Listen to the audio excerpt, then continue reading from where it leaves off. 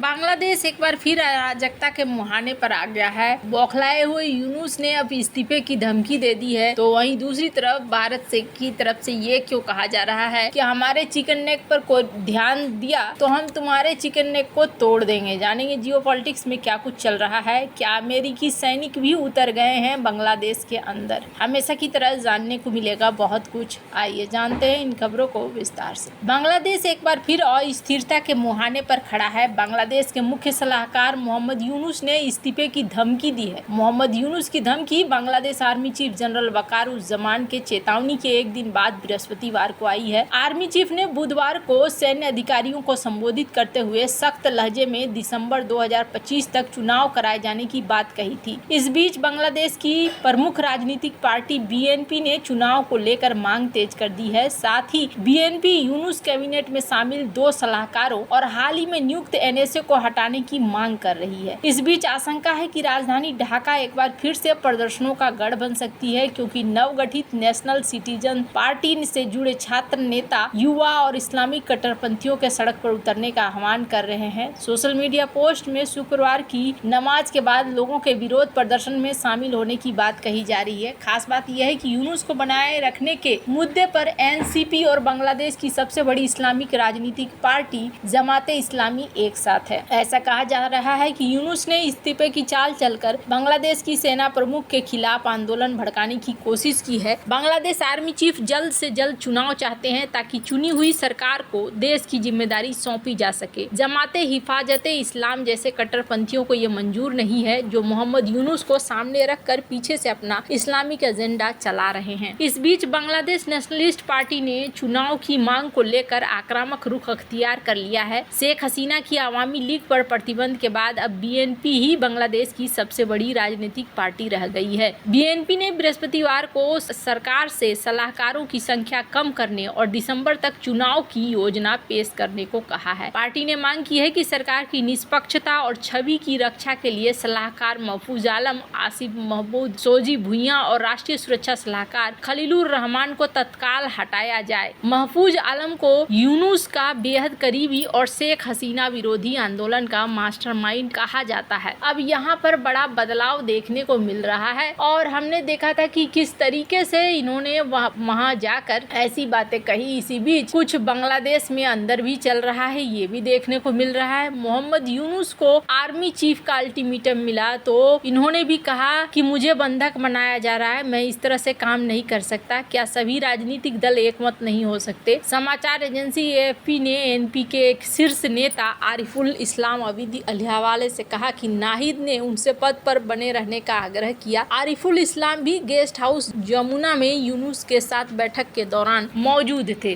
तो यहाँ पर अब देखने को मिल रहा है कि एक बड़ी बदलाव। वहीं दूसरी तरफ असम के मुख्यमंत्री हिमंता बिस्वा शर्मा ने बांग्लादेश को चेतावनी दी है कि यदि वह भारत के सिलीगुड़ी कॉरिडोर, जिसे चिकन नेक के नाम से जाना जाता है, इसको निशाना बनाएगा तो भारत बांग्लादेश के 2 चिकन नेक पर जवाबी कार्रवाई करेगा। ये बयान भारत और बांग्लादेश के बीच बढ़ते तनाव के बीच आया है, जो विशेष रूप से बांग्लादेश में शेख हसीना की सरकार के पतन और मोहम्मद यूनुस के नेतृत्व वाली अंतरिम सरकार के सत्ता में आने के बाद से बढ़ा है। ये तनाव व्यापार प्रतिबंधों, अल्पसंख्यक समुदायों पर हमले और क्षेत्रीय भू राजनीति, विशेष रूप से चीन की बढ़ती भूमिका के कारण और गहरा गया है। सिलीगुड़ी कॉरिडोर पश्चिम बंगाल में स्थित एक संकीर्ण 20 से 22 किलोमीटर चौड़ी भूमि की पट्टी है, जो भारत के 7 पूर्वोत्तर राज्यों असम, अरुणाचल प्रदेश, मणिपुर, मेघालय, मिजोरम, नागालैंड और त्रिपुरा को देश के मुख्य भूभाग से जोड़ती है। ये कॉरिडोर रणनीतिक रूप से महत्वपूर्ण है क्योंकि यह भारत के पूर्वोत्तर को मुख्य भारत से जोड़ने वाला एकमात्र स्थलीय मार्ग है। इसके उत्तर में नेपाल और भूटान, दक्षिण में बांग्लादेश और पूर्व में चीन की सीमाएं हैं। इसकी भौगोलिक संवेदनशीलता के कारण इसे चिकन नेक कहा जाता है। 1962 के भारत चीन युद्ध में चीनी सेनाओं ने अरुणाचल प्रदेश में ये कॉरिडोर रणनीतिक रूप से महत्वपूर्ण है क्योंकि यह भारत के पूर्वोत्तर को मुख्य भारत से जोड़ने वाला एकमात्र स्थलीय मार्ग है। इसके उत्तर में नेपाल और भूटान, दक्षिण में बांग्लादेश, पूर्व में चीन की सीमाएं हैं। इसकी भौगोलिक संवेदनशीलता के कारण इसे चिकन नेक कहा जाता है। 1962 के भारत चीन युद्ध में चीनी सेनाओं ने अरुणाचल प्रदेश में तेजी से प्रगति की थी, जिसने इस कॉरिडोर की रणनीतिक कमजोरियों को उजागर किया था। हिमंता बिस्वा शर्मा ने बांग्लादेश के 2 संकीर्ण गलियारों का उल्लेख किया जो रणनीतिक और आर्थिक रूप से महत्वपूर्ण है लेकिन कमजोर भी है। चट्टोग्राम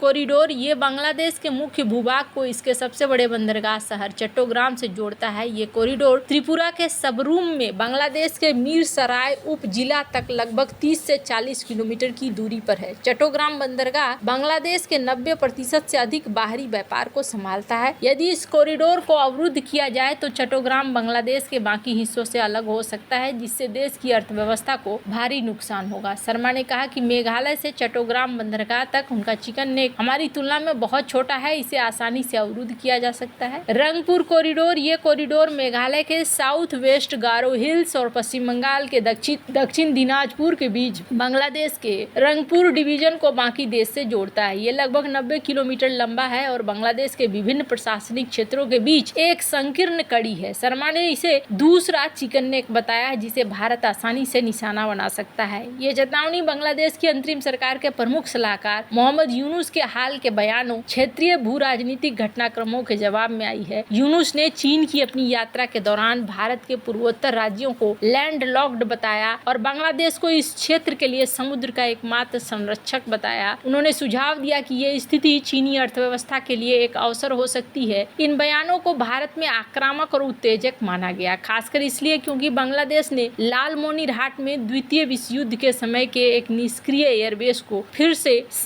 जीवित करने के लिए चीन की सहायता मांगी है, जो सिलीगुड़ी कॉरिडोर से केवल 100 किलोमीटर दूर है। इसके अतिरिक्त ढाका स्थित एक तुर्की इस्लामवादी समूह सुल्ताने बांग्ला ने ग्रेटर बांग्लादेश के नक्शे को प्रसारित किया है, जिसमें भारत के पूर्वी और पूर्वोत्तर क्षेत्र शामिल है। साथ ही बांग्लादेश के एक सेवानिवृत्त major general ALMF Fazlur Rahman ने सुझाव दिया है कि यदि भारत पाकिस्तान पर हमला करता है तो बांग्लादेश को भारत के 7 पूर्वोत्तर राज्यों पर कब्जा कर लेना चाहिए और इस संबंध में चीन के साथ एक जॉइंट सैन्य व्यवस्था शुरू करनी चाहिए। इन सभी घटनाक्रमों ने भारत की सुरक्षा चिंताओं को बढ़ा दिया है। भारत और बांग्लादेश के बीच रणनीतिक और भू राजनीतिक तनाव का एक ऐतिहासिक उदाहरण 1971 का बांग्लादेश मुक्ति संग्राम है। उस समय पूर्वी पाकिस्तान में पाकिस्तानी सेना द्वारा बंगाली आबादी पर अत्याचारों के खिलाफ भारत ने हस्तक्षेप किया था। सिलीगुड़ी कॉरिडोर उस समय भारतीय सेना और मुक्ति वाहिनी के लिए एक महत्वपूर्ण मार्ग था, जिसके माध्यम से सैन्य सहायता और रसद भेजी गई थी। भारत ने न केवल सैन्य समर्थन प्रदान किया बल्कि लगभग 1 करोड़ बांग्लादेशी शरणार्थियों को शरण दी, जो पश्चिम बंगाल और पूर्वोत्तर राज्यों में आए थे। हालांकि 1971 की जीत के बावजूद असम के मुख्यमंत्री हेमंत बिस्वा शर्मा ने हाल ही में तत्कालीन प्रधानमंत्री इंदिरा गांधी की नीतियों की आलोचना करते हुए ये कहा कि उन्होंने इस जीत का रणनीतिक लाभ नहीं उठाया। उन्होंने कहा कि भारत को चट्टोग्राम बंदरगाह और अन्य क्षेत्रों को नियंत्रण में लेना चाहिए, ये उस समय संभव था। ये उदाहरण दिखलाता है कि किस तरीके से ये बहुत ज्यादा महत्वपूर्ण रहा है।